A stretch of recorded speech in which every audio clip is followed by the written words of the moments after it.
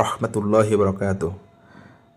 সম্মানিত ভাইরা, নিয়ে আসছি ভাটিয়ারি রাস্তায়, লেকের উপর দিয়ে যে রাস্তাটা ভাটিয়ারি থেকে বড়দিঘি পাড় পর্যন্ত চলে গেছে, ওই রাস্তাটা দেখাবো আপনাদেরকে। আসলে রাস্তাটা অত্যন্ত সুন্দর এবং মনোমুগ্ধকর একটা পরিবেশ। এই জায়গাটা হলো সানসেট পয়েন্ট, এখান থেকে সূর্যোদয় দেখা যায় এবং কি সমুদ্রটা দেখা যায়। আসলে অনেক সুন্দর একটা জায়গা এটা। আর এইখানে আপনার যে পাহাড়ের সাথে সবুজের সমাহার, অসম্ভব একটা মানে অসম্ভব রকমের ভালো লাগার একটা জিনিস এই রাস্তাটা। যারা চিটাগাং আসবেন দূর থেকে, বাইরে থেকে, অবশ্যই এই রাস্তাটা ভ্রমণ করবেন। এটা অসম্ভব একটা সুন্দর রাস্তা।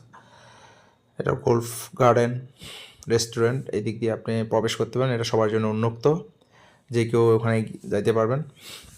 আসলে এই লেক আর হলো আপনার পাহাড় আর সবুজের ঘেরা এই সমষ্টিগত আসলে অসম্ভব ধরনের একটা সুন্দর, যা যে কোনো মানুষকে তার মনকে সতেজ করে দিবে।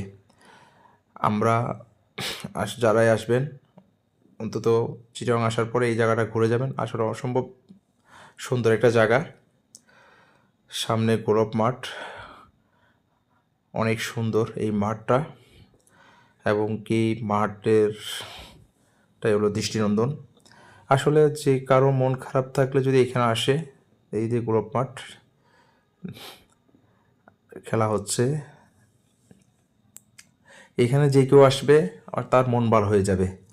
তার মধ্যে বিকেলবেলা আসলে পাহাড়ের যেই সৌন্দর্যটা, তার মধ্যে বিভিন্ন ধরনের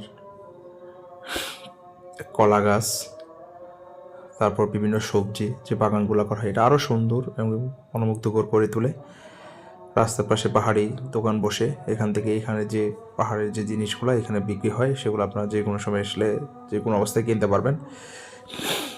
আসলে চিটাগাং না আসলে প্রকৃতির যে সৌন্দর্যটা আসলে উপভোগ করা যাবে।